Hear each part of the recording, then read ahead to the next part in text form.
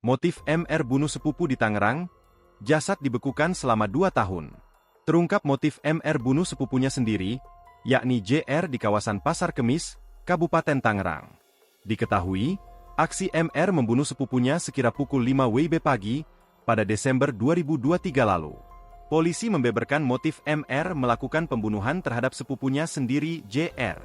Kapolresta Tangerang, Kombes Pol Baktiar Djoko Mujiono MR menikam JR di bagian leher, hingga beberapa kali kemudian menusuk dada korban setelah keluar dari kamar mandi.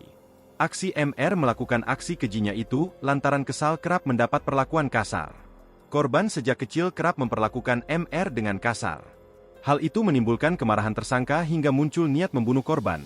Ujar Kapolresta Tangerang Kombes Pol Baktiar Djoko Mujiono saat konferensi pers di Pasar Kemis, Kabupaten Tangerang, Jumat, 21 Maret 2025. Rasa sakit itu semakin menjadi setelah MR diminta JR untuk mencari mobil milik teman korban yang dibawa kabur oleh orang lain.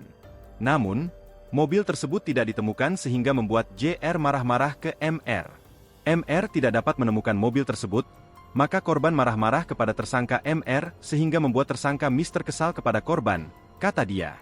Karena masalah tersebut, MR merasa kesal dan menyimpan dendam.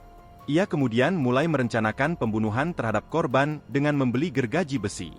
Setelah membunuh korban, MR menyeret jasad korban ke kamar mandi.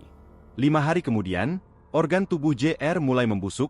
MR pun akhir memutuskan untuk membuang organ dalam korban dan juga pisau yang digunakan untuk menikam korban ke sungai kecil di daerah Pasar Kemis.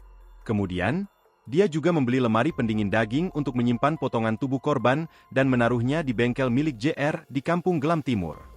Atas perbuatannya, tersangka MR dijerat pasal 340 KUHP tentang pembunuhan berencana, subsidiar pasal 338 KUHP tentang pembunuhan, dengan ancaman hukuman maksimal pidana mati atau penjara seumur hidup.